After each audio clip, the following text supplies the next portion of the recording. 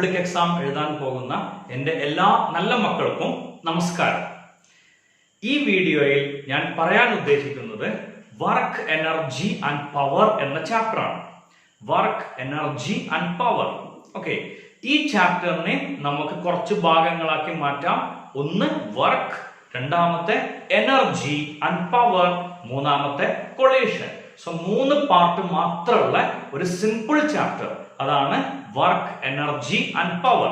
Okay, straight ചാപ്റ്ററിലേക്ക് നീങ്ങാം. സമയമില്ല, we are in a hurry.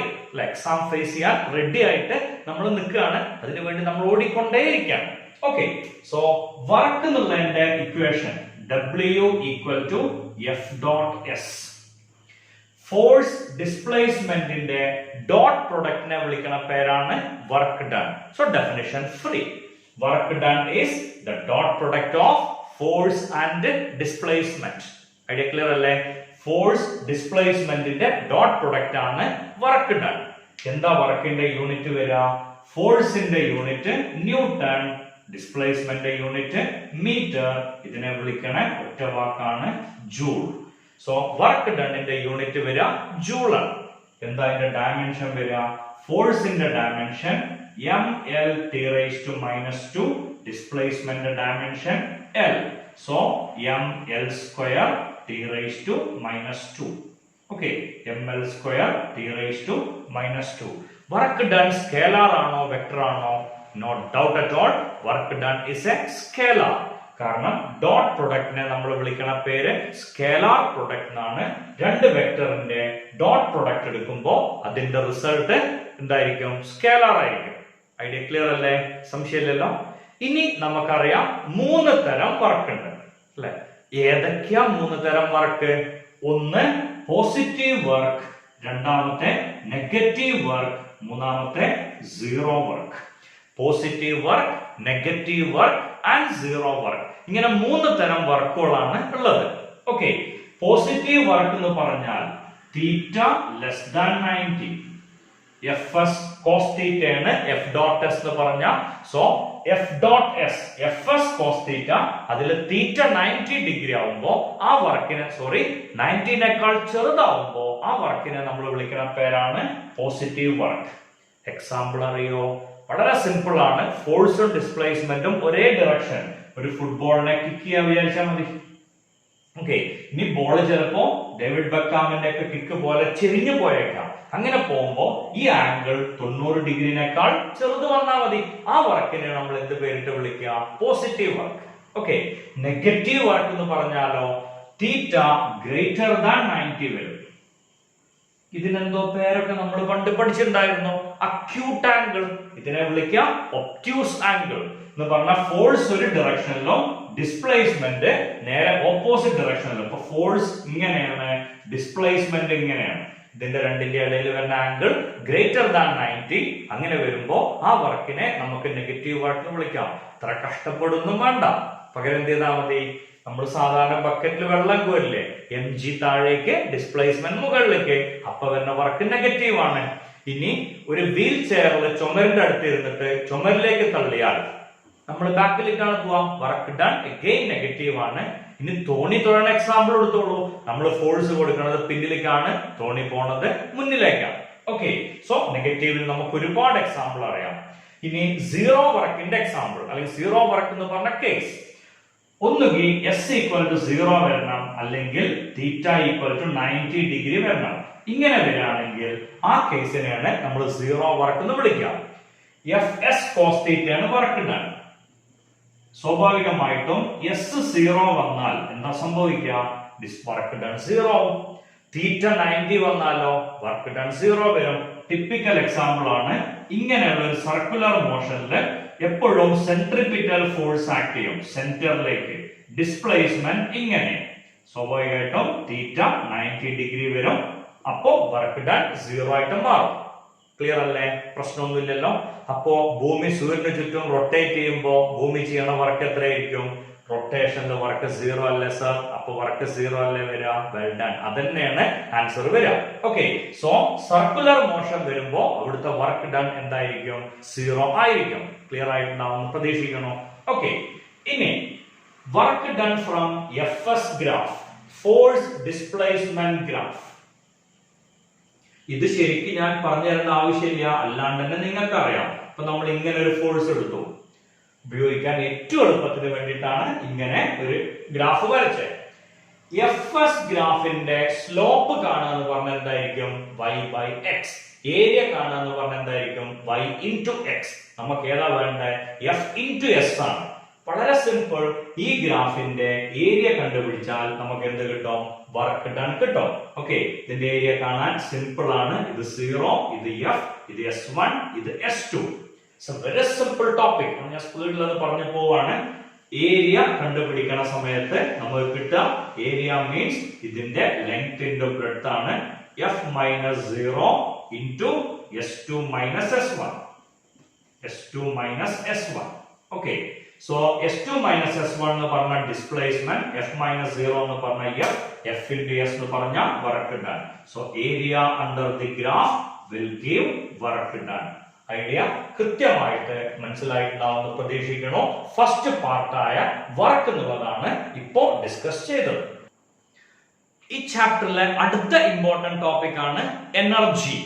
നമുക്കറിയാം ഐ ആം എനർജറ്റിക് എന്നൊക്കെ ചില ആളുകൾ പറയാറുണ്ട്, അല്ലെ? എനർജി എന്ന് പറഞ്ഞാൽ എന്താ? എന്തോ വർക്ക് ചെയ്യാനുള്ള എബിലിറ്റി ടു ഡു വർക്ക്. ഇതിനാണ് നമ്മൾ എന്ത് പേരിട്ട് വിളിക്കുക? എനർജി എന്ന് വിളിക്കാം. ഓക്കെ, രണ്ട് തരം എനർജിയാണ് നമ്മൾ മെയിൻ ആയിട്ട് ഈ ചാപ്റ്ററിൽ പഠിക്കുന്നത്. ഒന്ന് കൈനറ്റിക് എനർജി, രണ്ടാമത്തെ പൊട്ടൻഷ്യൽ എനർജി. എന്താ കൈനറ്റിക് എനർജി എന്ന് പറഞ്ഞാൽ? പണ്ടൊരു ബൈക്ക് ഉണ്ടായിരുന്നു, ബൈക്ക് അല്ല സ്കൂട്ടർ ഉണ്ടായിരുന്നു ഇന്ത്യയില്, കൈനറ്റിക് ഹോണ്ട എന്ന് പറഞ്ഞിട്ട് കേട്ടിട്ടുണ്ടാവും അല്ലെ കണ്ടിട്ടുണ്ടാവും. കൈനറ്റിക് ഹോണ്ട, ഓട്ടോമാറ്റിക്കലി മൂവിങ്, അതുകൊണ്ടാണ് ആ പേര് അതിന് കൊടുത്തത്. കൈനറ്റിക് എന്ന് പറഞ്ഞാൽ മൂവിങ്. സോ മൂവ് ചെയ്യുന്ന ഒരു ഒബ്ജക്റ്റ് ഉണ്ടാവുന്ന എനർജിനെയാണ് എന്ത് പേരിട്ട് വിളിക്കുക? Kinetic energy. ഓക്കെ, കൈനറ്റിക് എനർജിയുടെ ഇക്വേഷൻ ½mv². മൊമെന്റവും കൈനറ്റിക് എനർജിയും തമ്മിലുള്ള റിലേഷൻ ചോദിച്ചാൽ അത് കിട്ടാൻ എളുപ്പമാണ്. കൈനറ്റിക് എനർജി ഈക്വൽ ടു ഇതിന്റെ മുകളിലും താഴെയും m കൊണ്ട് മൾട്ടിപ്ലൈ ചെയ്യാം. അപ്പൊ നമുക്ക് ആൻസർ കിട്ടുക m²v² എന്ന് കിട്ടും. mv എന്ന് പറഞ്ഞ p ആണല്ലോ, അപ്പൊ കൈനറ്റിക് എനർജി എന്നുള്ളതിന്റെ ഉത്തരം കിട്ടും p²/2m. ഇതിനെ ബേസ് ചെയ്തിട്ട് കുറെ ക്വസ്റ്റ്യൻസ് നിങ്ങൾക്ക് പബ്ലിക് എക്സാമിന് ചോദിച്ചിട്ടുണ്ട്. ഒരു ക്വസ്റ്റ്യൻ, ഒരു ഹെവി മാസും ഒരു ലൈറ്റർ മാസും രണ്ടിനും സെയിം മൊമെന്റ് ആണ്, ഏതിന് കൈനറ്റിക് എനർജി കൂടും? ഓക്കെ, ഇതേ ചോദ്യം തിരിച്ചു വെച്ചൂടെ? ഒരു ഹെവി മാസും ഒരു ലൈറ്റർ മാസും രണ്ടിനും ഒരേ കൈനറ്റിക് എനർജിയാണ്, ഏതിന് മൊമെന്റം കൂടും? വളരെ സിമ്പിൾ ആണ് ആ ഐഡിയ ആലോചിക്കാം. ഓക്കെ, കൈനറ്റിക് എനർജി എന്ന് പറഞ്ഞാൽ p²/2m. പി കോൺസ്റ്റന്റ് ആണെങ്കിൽ മാസ് കുറഞ്ഞ ആൾക്കല്ലേ കൈനറ്റിക് എനർജി കൂടുക. അപ്പൊ ലൈറ്റർ ബോഡിക്ക് കൈനറ്റിക് എനർജി കൂടും. ഒരു വസ്തു നമ്മളെ മേത്ത് വന്ന് ഇടിക്കുമ്പോൾ ഉണ്ടാവുന്ന ഇമ്പാക്ട്, അതിനാണ് മൊമെന്റ് എന്ന് വിളിക്കണേ. ചെറിയ വസ്തുവും വലിയ വസ്തുവും നമ്മളെ മേത്ത് വന്ന് ഇടിച്ചാൽ ഏതിനായിരിക്കും ഇമ്പാക്ട് കൂടുക? വലിയ വസ്തുവിന്. അപ്പോ വലിയ വസ്തുവിന് മൊമെന്റം കൂടും. ഇത് ആലോചിച്ചാൽ തന്നെ അറിഞ്ഞൂടെ? ചെറിയ കല്ലും വലിയ കല്ലും എടുത്തിട്ട് നമ്മൾ എറിയാണെങ്കിൽ ചെറുതല്ലേ സ്പീഡിൽ പോവാ, സ്പീഡിൽ പോണേനാണ് കൂടുതൽ കൈനറ്റിക് എനർജി ഉണ്ടാവുക. സോ ചെറിയ വസ്തുക്കൾക്ക് കൈനറ്റിക് എനർജി കൂടും, വലിയ വസ്തുക്കൾക്ക് മൊമെന്റം കൂടും. ഒരു ക്വസ്റ്റ്യൻ ഈ രീതിയിലാണ് ഉണ്ടായിരുന്നത്. അടുത്തൊരു ചോദ്യം മുന്നേ ചോദിച്ചിരുന്നു, ഒരു കാറും ഒരു ലോറിയും ഒരേ കൈനറ്റിക് എനർജിയിൽ പോവാണ്, ഒരേ റിട്ടാർഡിംഗ് ഫോഴ്സ് കൊടുത്താൽ ഏതായിരിക്കും ആദ്യം നിൽക്കുക?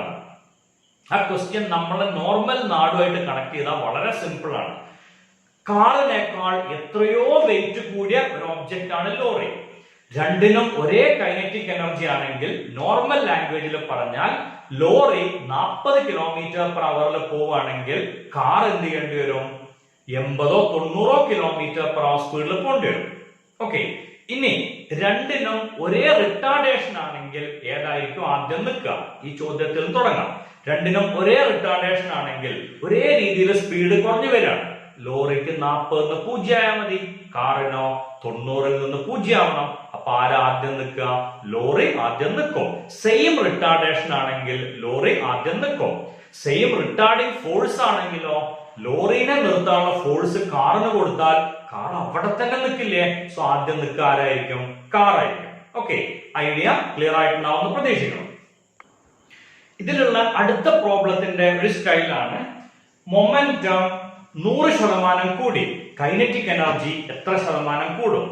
മൊമെന്റം 100% ഇൻക്രീസ് ചെയ്തു എന്ന് പറഞ്ഞാൽ പുതിയ മൊമെന്റം 2p. അപ്പോ 2p whole square by 2m ഇതായിരിക്കും പുതിയ കൈനറ്റിക് എനർജി. നമുക്ക് ഊഹിക്കാം p സ്ക്വയർ ബൈ 2m അല്ലാതെ അവിടെ വരുന്ന ഒരേ ഒരു നമ്പർ 2 സ്ക്വയർ ആണ്. അത്ര ടൈംസ് ആയിരിക്കും അത് കൂടിയിട്ടുണ്ടാവുക.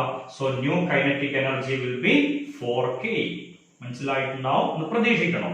മൊമെന്റം ഡബിൾ ചെയ്താൽ കൈനറ്റിക് എനർജി 4 ടൈംസ് ആവും. എത്ര ശതമാനമാണ് കൈനറ്റിക് എനർജി കൂടിയിട്ടുണ്ടാവുക? Very simple. പെർസെന്റേജ് കാണാൻ പറഞ്ഞാൽ change by original into 100. Initially k, finally 4k. What is change? 3k. By original is ke into 100. ഇതായിരിക്കും പെർസെന്റേജ് ചേഞ്ച്. k ക്യാൻസൽ ചെയ്തപ്പോൾ 300%. Okay, ഇനി ഏത് ക്വസ്റ്റ്യൻ വന്നാലും നമുക്ക് ഈസി ആയിട്ട് ചെയ്ത് പോവാം. മൊമെന്റം n ടൈംസ് കൂടുകയാണെങ്കിൽ, മൊമെന്റം np ആവുകയാണെങ്കിൽ വേണമെങ്കിൽ ഒറ്റയടിക്ക് ചെയ്യാം. എങ്ങനെയായിരിക്കും ആൻസർ വരിക? Kinetic energy, new kinetic energy should be n square k. So percentage change must be n square minus 1 into 100%. ഇങ്ങനെ ഒറ്റയടിക്ക് ചെയ്യണ്ട, കാരണം ആൻസറിന് ഹാഫ് മാർക്ക് മാത്രമേ തരൂ. ഓക്കെ, സ്വാഭാവികമായിട്ടും ഇത് നമുക്ക് ഇവിടെ എഴുതിയിട്ട് ചെയ്യാം. കൈനറ്റിക് എനർജിയുടെ ഇക്വേഷൻ എഴുതാം, പിന്നെ പി കാണുന്നിടത്ത് np എന്ന് കൊടുക്കുക, എന്നിട്ട് അതിനെ സ്ക്വയർ ചെയ്യാം, എന്നിട്ട് എഴുതാം. നമുക്ക് മാർക്ക് കിട്ടുകയാണല്ലോ വേണ്ടേ. അപ്പൊ പരമാവധി എക്സ്പാൻഡ് ചെയ്ത് എഴുതിക്കൂടാം. ഈ ഐഡിയ ക്ലിയർ ആയിട്ടുണ്ടാവുമല്ലോ. സോ കൈനറ്റിക് എനർജി എന്നുള്ള കോൺസെപ്റ്റ് നമുക്കറിയാം, ബുദ്ധിമുട്ടൊന്നുമില്ല. അടുത്ത എനർജിയാണ് പൊട്ടൻഷ്യൽ എനർജി. പൊട്ടൻഷ്യൽ എനർജി എന്ന് പറഞ്ഞാൽ is the energy possessed by a body due to its position. ഇവിടുന്ന് h ഉയരം വരെ ഒരു മാസിനെ കൊണ്ടുവരാൻ ആവശ്യമായ വർക്ക് ഡൺ. ആ വർക്ക് ഡണ്ണിനെയാണ് എന്ത് പേരിട്ട് വിളിക്കുക? പൊട്ടൻഷ്യൽ എനർജി എന്ന് വിളിക്കുക. പൊട്ടൻഷ്യൽ എനർജിയുടെ ഇക്വേഷൻ mgh. കൈനറ്റിക് എനർജിയുടെ equation half mv square. Potential എനർജിയുടെ ഇക്വേഷൻ mgh. ഈ ഐഡിയ കൃത്യമായിട്ട് ക്ലിയർ ആയിട്ടുണ്ടാവുമെന്ന് പ്രതീക്ഷിക്കണം. ഇനി ചാപ്റ്ററിലെ ഏറ്റവും ഇമ്പോർട്ടന്റ് ആയിട്ടുള്ള ടോപ്പിക് ഏതാ വെച്ചാൽ without any doubt we can say law of conservation of energy. Hi, നമ്മൾ എന്നോ പഠിച്ച ഒരു definition. Energy can neither be created nor be destroyed. It can be transformed from one form into another form. എനർജിനെ create ചെയ്യാനോ destroy ചെയ്യാനോ പറ്റില്ല. പിന്നെ എന്തിനു മാത്രം പറ്റുക? ഒരു ഫോമിൽ നിന്ന് മറ്റൊരു ഫോമിലേക്ക് മാറ്റാൻ. ഈ ക്വസ്റ്റ്യൻ വന്നാൽ ഇത് ഡിറൈവ് ചെയ്യാൻ നിങ്ങളോട് ചോദിക്കും, ഉറപ്പാ. സോ അതിന്റെ ഡെറിവേഷൻ നമ്മൾ ചെയ്യാം. ഇങ്ങനെയാണ്: ഒരു ഒബ്ജക്റ്റിനെ എ എന്നുള്ള പോയിന്റ് നിന്ന് താഴേക്ക് ഇടാൻ, ബി എന്നുള്ള പോയിന്റിലേക്ക് ഇടുന്നു. ഇത് ഭൂമിയുടെ സർഫസ് ആണ്. ഈ ഹൈറ്റ് h ആണ്.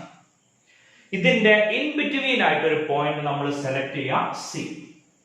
ഇവിടുന്ന് x ദൂരത്താണ്.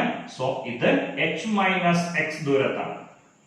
ഓക്കെ, ഇനി ഈ 3 പോയിന്റിലും എനർജി സെയിം ആണ് കിട്ടിയതെങ്കിൽ നമുക്ക് ധൈര്യമായിട്ട് പറയാം law of conservation of energy obey ചെയ്യും. അത് സെയിം കിട്ടണം എന്ന് ഉറപ്പാണല്ലോ, കാരണം നമ്മൾ പഠിച്ച തിയറാണ് എക്സാം ഹോളിൽ ചെന്ന് ഡിറൈവ് ചെയ്യാൻ പോണത്. Okay, so total energy is always kinetic energy plus potential energy. എന്തായിരിക്കും എ എന്നുള്ള പോയിന്റിലെ കൈനറ്റിക് എനർജി? എ എന്നുള്ള പോയിന്റ് എന്നല്ലേ ഒബ്ജക്റ്റ് താഴേക്ക് ഇടുന്ന ഒരു വസ്തുവിനെ ഒരു ഹൈറ്റ് ഇടുമ്പോ അതിന്റെ വെലോസിറ്റി 0 ആണ്. സ്വാഭാവികമായിട്ടും കൈനറ്റിക് എനർജി 0. എന്തായിരിക്കും potential energy? Potential energy simple ആണ്, mg into height from the surface. സ്വാഭാവികമായിട്ടും mg into താഴത്തുനിന്ന് ഇതുവരെയുള്ള ദൂരം h. So total energy will be mgh. അപ്പൊ നമുക്ക് ഇനി ഒരു കാര്യം ഉറപ്പിക്കാം, അടുത്ത 2 പോയിന്റിലും എനർജി എന്തെന്നെ കിട്ടണം? mgh തന്നെ കിട്ടണം. കിട്ടിയില്ലെങ്കിൽ നമ്മൾ കിട്ടിക്കും. ഓക്കെ, സോ ബി എന്നുള്ള പോയിന്റ് ആണ് നമ്മൾ സെലക്ട് ചെയ്യണതെങ്കിൽ ബി എന്നുള്ള പോയിന്റിൽ ഞാൻ ആദ്യം പൊട്ടൻഷ്യൽ എനർജി എഴുതാം. അതാണ് എഴുതാൻ എളുപ്പം, അതുകൊണ്ട് മാത്രമാണ്. So mg into h minus x. തെറ്റിച്ചു. mg into h minus x ലാണോ ബി വരുന്നത്? അല്ല, എവിടെ ബി വരുന്നത്? സീറോയിലാണ്. സ്വാഭാവികമായിട്ടും potential energy zero. Kinetic energy എന്ന് പറഞ്ഞാൽ ഹാഫ് എം വി സ്ക്വയർ. നമ്മൾ നേരത്തെ പഠിച്ചു വെച്ച ഒരു ഇക്വേഷൻ ഉണ്ട്. വി സ്ക്വയർ എന്ന് പറഞ്ഞാൽ 2gh ആണ്. ഇത് എവിടെയാ പഠിച്ചേ? മോഷൻ അലോങ് എ സ്ട്രെയിറ്റ് ലൈനിൽ ഫ്രീലി ഫോളിംഗ് ബോഡിന്റെ കേസിൽ നമ്മൾ പഠിച്ചതാണ്. V square is 2g into distance travel. ഇവിടുന്ന് എത്ര ദൂരം ട്രാവൽ ചെയ്താല നമ്മൾ താഴെത്തുക? h ദൂരം. സ്വാഭാവികമായിട്ടും ഹാഫ് എം ഇൻറ്റു 2gh. ഹാഫും ടൂം ക്യാൻസൽ ചെയ്ത് പോവും. അപ്പൊ നമുക്ക് കൈനറ്റിക് എനർജി കിട്ടുക mgh ആണ്. Here also total energy, potential energy is 0, kinetic energy mgh.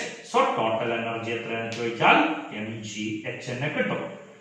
Okay, ഇനി സി എന്നുള്ള പോയിന്റ് ആണ് നമ്മൾ സെലക്ട് ചെയ്യണതെങ്കിൽ സിയില് പൊട്ടൻഷ്യൽ എനർജി എന്ന് പറഞ്ഞാൽ mg ഇൻറ്റു നിലത്തു നിന്നുള്ള ഉയരം.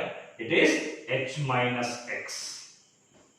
ഓക്കെ, ഇനി വേണമെങ്കിൽ അതിനെ നമുക്കൊന്ന് മാറ്റി എഴുതാം. mgh minus mgx. ഇതാണ് പൊട്ടൻഷ്യൽ എനർജി. കൈനറ്റിക് എനർജി എത്രയെന്ന് ചോദിച്ചാൽ ഹാഫ് എം വി സ്ക്വയർ ആണല്ലോ കൈനറ്റിക് എനർജി. ആണ്, സംശയമൊന്നുമില്ല. വി സ്ക്വയർ എത്രയായിരിക്കും? 2g ഇൻറ്റു ഡിസ്റ്റൻസ് ട്രാവൽ എന്ന് പറഞ്ഞാൽ half M into 2gx. 2 cut ചെയ്ത് പോവും. അപ്പൊ നമുക്ക് കൈനറ്റിക് എനർജി കിട്ടുക mgx ആണ്. ഇനി ഇത് രണ്ടും കൂടി ആഡ് ചെയ്താൽ എന്തായിരിക്കും കിട്ടുക? ഇവിടെ mgh മൈനസ് mgx, ഇവിടെ mgx. രണ്ടും കൂടി ക്യാൻസൽ ചെയ്യുമ്പോൾ നമുക്ക് ആൻസർ കിട്ടും total energy is mgh. Okay, so A എന്ന് പറഞ്ഞ പോയിന്റിൽ ടോട്ടൽ എനർജി mgh ആണ്. ബി എന്നുള്ള പോയിന്റിൽ ടോട്ടൽ എനർജി mgh ആണ്. സി എന്നുള്ള പോയിന്റിലും ടോട്ടൽ എനർജി എത്രയാണ്? mgh. അപ്പൊ നമുക്ക് ഉറപ്പിച്ചൂടെ law of conservation of energy is proved. ഇനി ഈ പറഞ്ഞ കേസിന്റെ ഗ്രാഫ് ആണ് നിങ്ങളോട് ചോദിച്ചതെങ്കിൽ എനർജി ഡിസ്പ്ലേസ്മെന്റ് ഗ്രാഫ് ചോദിച്ചു വിചാരിക്കുക. എനർജി y ആക്സിലും ഡിസ്പ്ലേസ്മെന്റ് x ആക്സിലും. h എന്നുള്ള ഹൈറ്റ് വരെയാണ് നമ്മൾ അവിടെ കാണുന്നത്. ഓക്കെ, അതില് ഇങ്ങനെയാണ് ഗ്രാഫ് വരിക. ഇങ്ങനെയാണ് ഗ്രാഫ് വരിക. ഏതൊക്കെയാണ് ആ എനർജി വരാന്ന് പറയാൻ എളുപ്പമാണ്. ഒറിജിനിൽ സീറോ വരുന്ന എനർജി പൊട്ടൻഷ്യൽ ആണല്ലോ. സോ ഇത് പൊട്ടൻഷ്യൽ എനർജിന്റെ ഗ്രാഫാണ്. ഇത് കൈനറ്റിക് എനർജിന്റെ ഗ്രാഫാണ്. ഇതെന്തിന്റെ ആയിരിക്കും? ഏതാ കോൺസ്റ്റന്റ് വരുന്നത്? Total energy. So total energy graph ഇത് ചോദിക്കാറുള്ള ക്വസ്റ്റ്യൻ ആണ്. എന്റെ ഗ്രാഫ് മാത്രം ചോദിച്ചിട്ട് തന്നെ ക്വസ്റ്റ്യൻ വന്നിട്ടുണ്ട്. Okay, so kinetic energy, potential energy and total energy. Okay, അടുത്ത ടോപ്പിക് വരുന്നത് ഒരു സ്പ്രിങ്ങിന്റെ പൊട്ടൻഷ്യൽ എനർജിയാണ്. ഇങ്ങനെയുള്ള ഒരു സ്പ്രിങ്. ഈ സ്പ്രിങ്ങില് ഒരു മാസ് അറ്റാച്ച് ചെയ്തിട്ടുണ്ട്. ഇതിനെ x ദൂരം നീക്കണം. Okay, restoring force is proportional to negative of x or Fr is equal to minus kx. അപ്പൊ external force എന്ന് പറയുന്നത് proportional to x ആയിരിക്കും. external force is equal to kx. എന്തായിരിക്കും k എന്നുള്ളതിന്റെ പേര്? അവിടെ ഉപയോഗിച്ച കോൺസ്റ്റന്റ് ആണ് k. സ്പ്രിങ്ങിന്റെ ക്വാണ്ടിറ്റിയിൽ ഉപയോഗിക്കുന്ന കോൺസ്റ്റന്റ്. അപ്പൊ അതിന്റെ പേര് എന്തായിരിക്കും? Spring constant. ഓക്കെ, ഇതിന്റെ ഗ്രാഫ് വരച്ചാൽ f is proportional to x. അപ്പോ അതിന്റെ ഗ്രാഫ് എങ്ങനെ വരിക? ഇങ്ങനെ. x എന്ന് പറഞ്ഞ ദൂരത്തിന് കറസ്പോണ്ടിങ് ആയിട്ടുള്ള ഫോഴ്സ് ആണ് kx. ഈ ഗ്രാഫിന്റെ ഏരിയ എങ്ങനെ കണ്ടുപിടിക്കുക? നിങ്ങൾക്ക് അറിയാലോ സർ, ഏരിയ കാണാനുള്ള equation area of A triangle half bh. So നമുക്ക് വേണ്ട പൊട്ടൻഷ്യൽ എനർജി എന്ന് പറഞ്ഞ ഏരിയ വരും half into base x into height kx. So potential energy of a spring is half kx square. Okay, spring ആയിട്ട് associate ചെയ്ത energy എന്ന് പറഞ്ഞാൽ potential ആണ്. അപ്പോ നമ്മൾ റിസ്റ്റ് വാച്ച് ഉണ്ട്, ഓട്ടോമാറ്റിക് വാച്ചുകൾ സ്പ്രിംഗ് ടൈറ്റ് ആവുമ്പോഴാണ് അത് വർക്ക് ചെയ്യുക. അപ്പൊ ആ വാച്ചിൽ എനർജി എന്തായിരിക്കും? പൊട്ടൻഷ്യൽ എനർജി ആയിരിക്കും. ഇനി ഡാമിലത്തെ എനർജി എന്താ വെച്ചാലും പൊട്ടൻഷ്യൽ ആണ്. വേറെ രീതിയിൽ ചിന്തിക്കാം, സ്റ്റോർ ചെയ്ത് വെക്കാൻ പറ്റുന്ന എനർജി എപ്പോഴും പൊട്ടൻഷ്യൽ എനർജി ആയിരിക്കും. ഓക്കെ, അപ്പോ ഒരു ഓട്ടോമാറ്റിക് വാച്ച്, നമ്മൾ സ്പ്രിംഗ് കണക്റ്റഡ് ആയിട്ടുള്ള വാച്ച് നമ്മൾ മൂണിലോ ഫ്രീലി ഫോളിംഗ് ലിഫ്റ്റിലൊക്കെ കൊണ്ടുപോയി വെച്ചു. അതിന്റെ ടൈമിന് എന്ത് വ്യത്യാസം വരിക? Not change at all. കാരണം സ്പ്രിംഗ് വെച്ചിട്ടാണ് വർക്ക് ചെയ്യണത്. അതിന്റെ എനർജി ഹാഫ് kx² ആണ്. It is independent of g. Idea clear ആണല്ലോ? So potential energy of a spring. അടുത്ത രണ്ട് ചെറിയ പോയിന്റ്സ് അതിൽ വരുന്നുണ്ട്. ഒന്ന് കൺസർവേറ്റീവ് ഫോഴ്സും രണ്ടാമത്തെ നോൺ കൺസർവേറ്റീവ് ഫോഴ്സും. ഒരു പോയിന്റിൽ നിന്ന് മറ്റൊരു പോയിന്റിലേക്ക് ഒബ്ജക്റ്റിനെ നീക്കാൻ ആവശ്യമായ work done. The work required to move an object from one point to another point is independent of the path. ഏത് വഴി കൂടെ പോയാലും വർക്ക് ഡൺ സെയിം ആണ്. അങ്ങനെ ഒരു കേസ് ഉണ്ടെങ്കിൽ the force in the system is called conservative force. The work done to move a particle from one point to another point is independent of the path followed. Then the force in the system is called conservative force. And example ആണ് gravitational force, electrostatic force ഒക്കെ. അപ്പൊ എന്താവും non conservative force? ഇത് independent of path ആണെങ്കിൽ non conservative force depends on the path follow. അതിന്റെ typical example ആണ് friction. Okay, idea clear ആയിട്ടുണ്ടാവും പ്രതീക്ഷിക്കണം. ഇനി ഈ ചാപ്റ്ററിലെ അടുത്ത ടോപ്പിക് ആണ് പവർ. ഒരാൾക്ക് ഭയങ്കര പവർ ആണ് എന്ന് പറഞ്ഞാൽ എന്താ അർത്ഥം? ചെറിയ സമയം കൊണ്ട് ഈസി ആയിട്ട് കാര്യങ്ങൾ ചെയ്യാൻ പറ്റുന്ന ആള്, അയാളല്ലേ നമ്മൾ പവർഫുൾ പേഴ്സൺ എന്ന് വിളിക്കാം. സോ പവറിന്റെ ഇക്വേഷൻ വർക്ക് ബൈ ടൈം. മക്കളെ, എന്തായിരിക്കും പവറിന്റെ യൂണിറ്റ് വരിക? വർക്കിന്റെ യൂണിറ്റ് അറിയാലോ, ജൂൾ. ടൈമിന്റെ unit second. Joule per second, അതിനെ വിളിക്കണ അടുത്ത പേരാണ് വാട്ട്. ഓക്കെ, ഡയമെൻഷനോ എനർജിയുടെ ഡയമെൻഷൻ നമുക്കറിയാം, ml² T⁻². ഞാൻ പറഞ്ഞില്ല, നിങ്ങൾക്കറിയാം. Okay, divided by time. Then അതെങ്ങനെയാ എനർജിയുടെ ഡയമെൻഷൻ കിട്ടുക? മക്കൾക്കറിയാലോ, ബുദ്ധിമുട്ടൊന്നുമില്ലല്ലോ അത് കണ്ടുപിടിക്കാൻ. കാരണം വർക്ക് ഡൺ എന്ന് പറഞ്ഞാൽ force into displacement. So easy ആയിട്ട് എനർജി കിട്ടും. അപ്പൊ ഇവിടെ നമുക്ക് ആൻസർ കിട്ടും ml² T⁻³ പവർ സ്കേലാർ ആണോ വെക്ടർ ആണോ? Not doubt power is a scalar. കാരണം വർക്ക് സ്കേലാർ ആണ്, ടൈമും സ്കേലാർ ആണ്. അപ്പൊ പവർ ഓട്ടോമാറ്റിക്കലി എന്തായിരിക്കും? സ്കേലാർ ആയിരിക്കും. പവറിന്റെ യൂണിറ്റ് വാട്ട് ആണ്. കിലോ വാട്ട് എന്ന് പറയാറുണ്ട്. It is 1000 what. Horse power നമ്മൾ പറയാറുണ്ട്. It is 746 what. ഇനി പവറിനെ കണക്ട് ചെയ്തുകൊണ്ട് ഒരു പ്രോബ്ലം ചോദിച്ചിട്ടുണ്ട് മുന്നേ. ഇപ്പോ 40 മീറ്റർ ഉയരത്തുള്ള ഒരു ടാങ്ക്.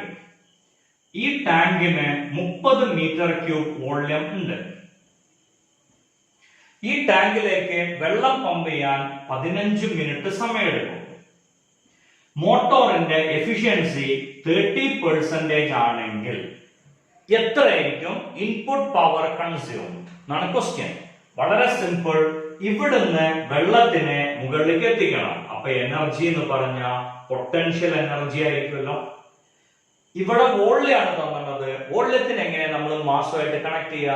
അറിയാം, വോള്യം ഇൻടു ഡെൻസിറ്റി മാസാണ്. അപ്പൊ എനർജി എന്ന് പറഞ്ഞ V⍴gh. So power output power എന്ന് പറയുന്നത് V⍴gh ഡിവൈഡഡ് ബൈ T. ഇതാണ് ഔട്ട്പുട്ട് പവർ കിട്ടുക. എഫിഷ്യൻസി 30% എന്ന് പറഞ്ഞാൽ ഈറ്റ ഈക്വൽ ടു 0.3. അതാരാണപ്പ ഈറ്റ? ഈറ്റ എന്ന് പറഞ്ഞാൽ എഫിഷ്യൻസിനെ കാണിക്കാനുള്ള സിമ്പൽ ആണ്. Okay, efficiency 0.3. So 0.3 equal to output power divided by input power. Okay, output power ഇവിടുന്ന് കിട്ടും. ഇത് 0.3 ആണ്. അപ്പൊ നിങ്ങൾക്ക് ഈസി ആയിട്ട് എന്ത് കണ്ടുപിടിക്കാൻ പറ്റും? ഇൻപുട്ട് പവർ കാണാം. ഇത് സയന്റിഫിക് കാൽക്കുലേറ്ററിന്റെ സഹായത്തോടെ നമുക്ക് വളരെ ഈസി ആയിട്ട് ചെയ്യാൻ പറ്റുന്ന ഒരു ക്വസ്റ്റ്യൻ ആണ്. ഇനി ചാപ്റ്ററിലെ അടുത്ത ടോപ്പിക് ആണ് കൊളീഷൻ. ഓക്കെ, നമുക്കറിയാം രണ്ട് ഓബ്ജക്റ്റിനെ സ്ട്രൈക്ക് ചെയ്യുക അല്ലെങ്കിൽ come close to each other so that path of one of them or both of them will change. ആ എഫക്റ്റിനെ നമ്മൾ വിളിക്കുന്ന പേരാണ് കൊളീഷൻ. ഓക്കെ, ആ എഫക്റ്റിനെ വിളിക്കുന്ന പേരാണ് collision. Two objects strike with each other or come close to each other so that path of one of them or both of them will change. Okay, ആ പ്രോസസ്സിനെ നമ്മൾ എന്ത് പേരിട്ട് വിളിക്കുക? കൊളീഷൻ എന്ന് വിളിക്കാം. ഐഡിയ ക്ലിയർ ആയിട്ടുണ്ടാവുമെന്ന് പ്രതീക്ഷിക്കണം. രണ്ട് തരം കൊളീഷൻസ് ഉണ്ട്. ഒന്ന് ഇലാസ്റ്റിക് കൊളീഷനും രണ്ടാമത്തെ ഇൻഇലാസ്റ്റിക് കൊളീഷനും. ഒരു കൊളീഷനിൽ മൊമെന്റവും കൈനറ്റിക് എനർജിയും കൺസർവ്ഡ് ആണെങ്കിൽ ആ കൊളീഷനെ വിളിക്കുന്ന പേരാണ് ഇലാസ്റ്റിക് കൊളീഷൻ. ഒരു കൊളീഷനിൽ മൊമെന്റവും കൈനറ്റിക് എനർജിയും കൺസർവ്ഡ് ആണെങ്കിൽ അതിനെ വിളിക്കുന്ന പേരാണ് ഇലാസ്റ്റിക് കൊളീഷൻ. മൊമെന്റം കൺസർവ്ഡ് ആവുക, കൈനറ്റിക് എനർജി കൺസർവ്ഡ് ആവാതിരിക്കുക, അതിനെ വിളിക്കുന്ന പേരാണ് ഇൻഇലാസ്റ്റിക് കൊളീഷൻ. മൊമെന്റം കൺസർവ്ഡ് ആവുക, കൈനറ്റിക് എനർജി കൺസർവ്ഡ് ആവാണ്ടിരിക്കുക, അതിനെയാണ് ഇൻഇലാസ്റ്റിക് കൊളീഷൻ എന്ന് വിളിക്കുക. എന്താവാം ഇലാസ്റ്റിക് കൊളീഷൻ? രണ്ട് ഓബ്ജക്റ്റുകൾ കൂട്ടിയിടിച്ചിട്ട് അതേ കൈനറ്റിക് എനർജിയിൽ തിരിച്ചു പോവാം.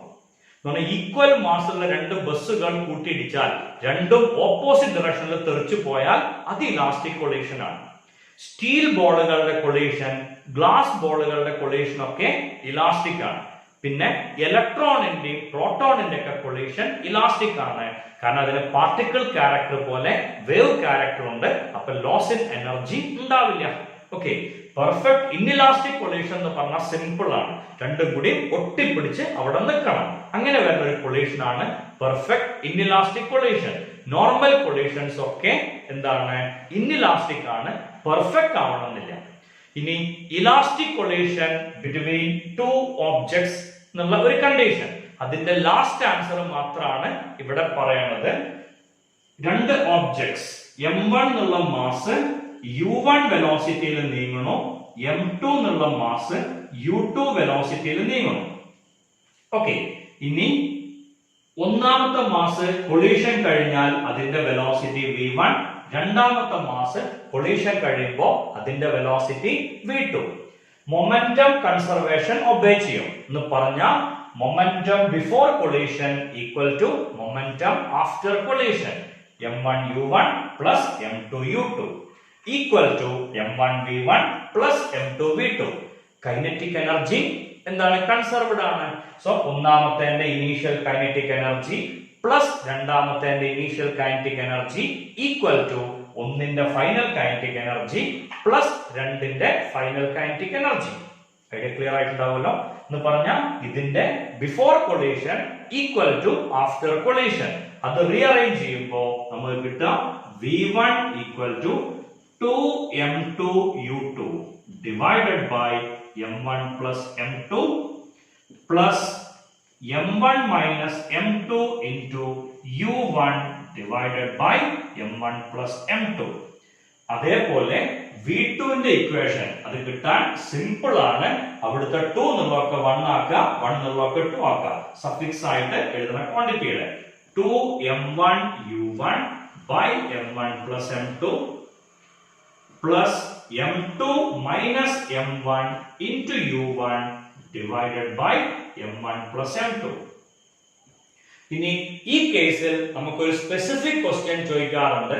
രണ്ട് മാസുകൾ ഈക്വൽ ആണെങ്കിൽ എന്തായിരിക്കും സംഭവിക്കുക? v1 എന്നുള്ളത് u2 ആയിട്ട് മാറും, v2 എന്നുള്ളത് u1 ആയിട്ട് മാറും. Means when the masses are equal in elastic collision then they will exchange their velocities. Okay, ഇതാണ് ഇലാസ്റ്റിക് കൊളീഷന്റെ കേസിൽ പറഞ്ഞിട്ടുള്ളത്. ഐഡിയ ക്ലിയർ ആയിട്ടുണ്ടാവും. ഇനി ചാപ്റ്ററിൽ ഏറ്റവും ഇമ്പോർട്ടന്റ് ആയിട്ടുള്ള മറ്റൊരു ടോപ്പിക് ഞാൻ വിട്ടിരുന്നു, അല്ലെങ്കിൽ ഒരു ക്വസ്റ്റ്യൻ. ആ ക്വസ്റ്റ്യൻ ഇതാണ്: work energy theorem. Work energy theorem is nothing but change in kinetic energy is equal to work done. Okay, change in kinetic energy is equal to work done. വളരെ simple ആണ്. m എന്നുള്ളൊരു mass, അതിന്റെ velocity u ആണ്. എന്തോ work ചെയ്തപ്പോ അതിന്റെ velocity v ആയിട്ട് മാറുകയാണ്. എന്തായിരിക്കും change in kinetic energy? Final kinetic energy minus initial kinetic energy. So change in kinetic energy equal to half m v square minus half m u square. മനസ്സിലായോ? Clear ആയിട്ടുണ്ടാവുമെന്ന് പ്രതീക്ഷിക്കണം അല്ലെ? നമുക്കൊക്കെ ബുദ്ധിമുട്ടൊന്നും ഇല്ലാണ്ട് മനസ്സിലാവുന്ന ഒരു ഇക്വേഷൻ ആണത്. Kinetic energy half m v square, initial kinetic energy half m u square. ഇനി അതിൽ നിന്ന് രണ്ടെണ്ണം ഹാഫ് എമ്മിനെ പുറത്തേക്ക് എടുക്കാം. So change in kinetic energy equal to half M into v square minus u square. V square minus u square നമുക്കറിയാം one ഡയമെൻഷന്റെ idea പ്രകാരം 2as. So half M into അല്ലെ v square equal to u square plus 2as. അപ്പൊ v square minus u square എന്ന് പറഞ്ഞാൽ 2as വരും. അപ്പൊ നമ്മൾ എന്താ ചെയ്യാ? ഈ രണ്ടിനെയും ക്യാൻസൽ ചെയ്തൂടെ? അപ്പൊ നമുക്ക് ഉത്തരം കിട്ടും MAS. എന്ത് equal to? Change in kinetic energy equal to MA എന്ന് പറഞ്ഞ F അല്ലേ, F into S എന്ന് പറഞ്ഞ വർക്ക് ഡൺ അല്ലേ. So change in kinetic energy is equal to work done. Okay, idea കൃത്യമായിട്ട് മനസ്സിലായിട്ടുണ്ടാവുമെന്ന് പ്രതീക്ഷിക്കണം. വർക്ക്, എനർജി ആൻഡ് പവർ എന്നുള്ള ചാപ്റ്റർ അവിടെ അവസാനിക്കുകയാണ്. A fast revision. എല്ലാ പോയിന്റ്സും ഉൾപ്പെടുത്തി ഞാൻ പറയില്ല, എന്നാലും അത്യാവശ്യം ആവശ്യമുള്ള കാര്യങ്ങൾ മുഴുവൻ ഉൾപ്പെടുത്തിക്കൊണ്ട് ആണ് നമ്മൾ ഈ വീഡിയോ പറഞ്ഞത്. ഓക്കെ, അഗെയിൻ ഈ വീഡിയോ നിങ്ങൾക്ക് ഇഷ്ടമായെങ്കിൽ വീഡിയോ സബ്സ്ക്രൈബ് ചെയ്യുക, അല്ലെങ്കിൽ എന്റെ ചാനൽ സബ്സ്ക്രൈബ് ചെയ്യുക, അതിൽ ബെൽ ബട്ടൺ ക്ലിക്ക് ചെയ്യുക. അങ്ങനെ ക്ലിക്ക് ചെയ്താൽ അടുത്ത നോട്ടിഫിക്കേഷൻസ് നിങ്ങൾക്ക് കിട്ടുന്നതായിരിക്കും. ദെൻ വീഡിയോ ലൈക്ക് ചെയ്യുക, നിങ്ങളുടെ ഫ്രണ്ട്സിനെ ഷെയർ ചെയ്യുക. Thank you very much.